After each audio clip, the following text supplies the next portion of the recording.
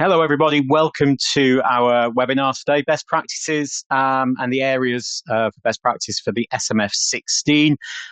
This is the compliance oversight function. Of course, the person holding the SMF16 may well have any number of job titles.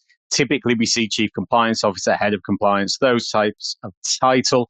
But the function, of course, could be given to one of the other senior managers.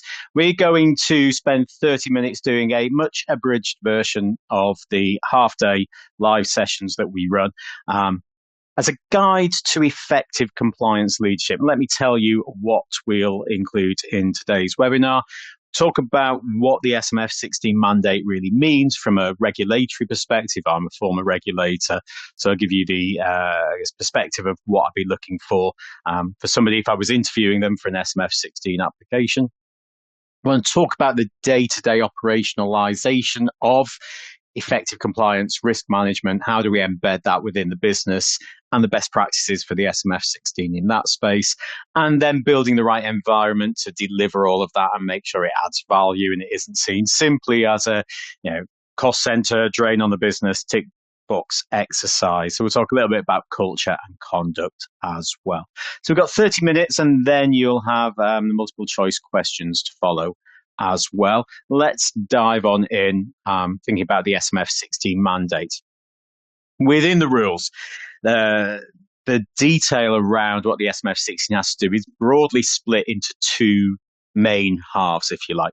And that's to monitor and assess, and it's to advise and assist. Actually, the advisory typically comes first as well. So if the SMF16 has to advise and assist relevant persons on their obligations under the framework, that's a critical part of the role that we want to be real leaders in. The relevant persons being the other senior managers who are in charge of the functions, the business teams, the divisions, and so on. And we'll advise them on what they need to do under the regulatory obligations. We'll assist them in coming up with ideas for how they might do it.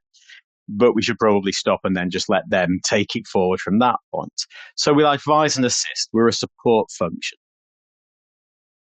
We're a little bit more than a support function. The other part of our role is to monitor and on an ongoing basis assess the adequacy and effectiveness of the controls put in place.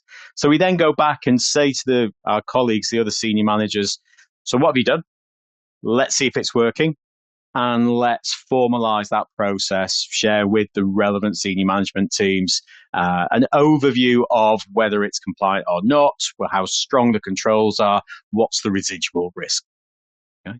And this is a really critical part of the role, right?